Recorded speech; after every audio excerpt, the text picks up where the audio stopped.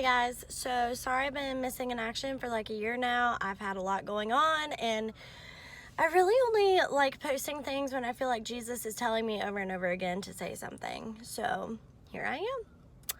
I am currently sitting in the Target parking lot. I had to go get a few things during this quarantine time, and I really wanted to talk about the people that are stuck at home right now that don't need to be stuck at home. So I work at a nonprofit youth ministry in downtown Myrtle Beach. Surprise for those of you that did not know that. That's been part of my journey this past year. And I've been touching base with a bunch of my students and just, asking them, how are you? Do you have groceries? Are you able to finish your schoolwork? And because let me tell you, these kids, they live in situations you wouldn't wish on your worst enemy. And if you would, then you really are a cold-hearted person. Because I take these kids to their homes and I burst into tears because I do not want them to leave my car.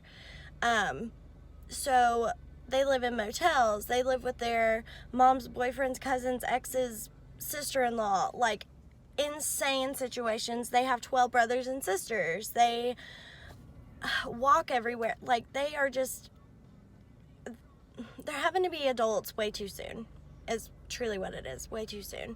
So I checked in with a bunch of them, and one girl told me, she was like, Miss AC, I got up at 10 p.m. and went walking to the convenience store to buy my grandma some groceries. And I was like,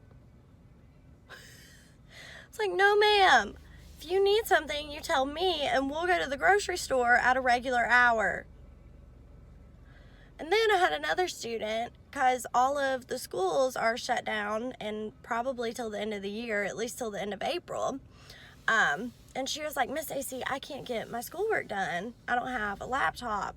So we spent the whole day going house to house with her family members to try to find a computer that she could use.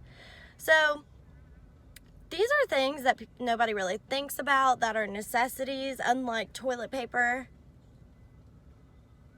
And I'm not even gonna go there because that's just so dumb. But these are like real life necessities that my students don't have access to. And you know what that does to me? That makes me go crazy, because all I want to do is be there for people. One of my best friends is going through a really hard time, and another loved one of mine is. And all I want to do is hug their neck and be with them and walk through it with them and sit beside them and just listen and just be there. And I can't, because it's quarantine time. But nonetheless, I want you to know that there are things that you can do to reach out to others and to be with them and to encourage them without being in their presence. I mean, look at this. I'm making a video and you're watching it. It's like you're in the car with me while I'm talking to you. You can video chat people. You can make a video and send it to them. You can write them a letter and mail it to them. You can slide in their DMs and text them. I mean, whatever you need to do, just do it, because there are so many other things going on than just this virus. And no, I don't take the virus lightly. Like, people are losing their lives over it, and I hate that, and I wish that things were different, but they're not right now. So we have to be smart about the decisions that we're making, but we also need to know this world is not just about us. It's not. And that's another thing that's been killing me lately, because being in a service-oriented job, you give and you give and you give. And then when your cup is empty, you make a hole in the bottom of it and you still keep giving. And so when things happen in your life, you're unable to let people give to you. So I've been working on that for years now, because sorry, I got a spam call and went away. But when I was going through things, I again was ashamed and uncomfortable, and I just felt so alone, because in reality I was. Everybody was offering me their opinions, but not their listening ears or their comforting hugs or just a thinking of you. I'm here for you. And I decided through this last scenario of my life that I'm not going to be this way anymore. I'm going to be there for other people because I don't want anyone to feel the way that I felt. And so this is a journey that we are on, and we're on it together. And like Jesus tells us over and over and over and over and over and over again that we need each other, but we most definitely need him. So if you don't have a relationship with Jesus and you're questioning everything because how could a loving God send such a terrible virus and shut down the world? Well, let me tell you this. He is slowing us down. He is trying to make us get back on track and fall in love with him again, because honestly, Jesus is the only thing left right now.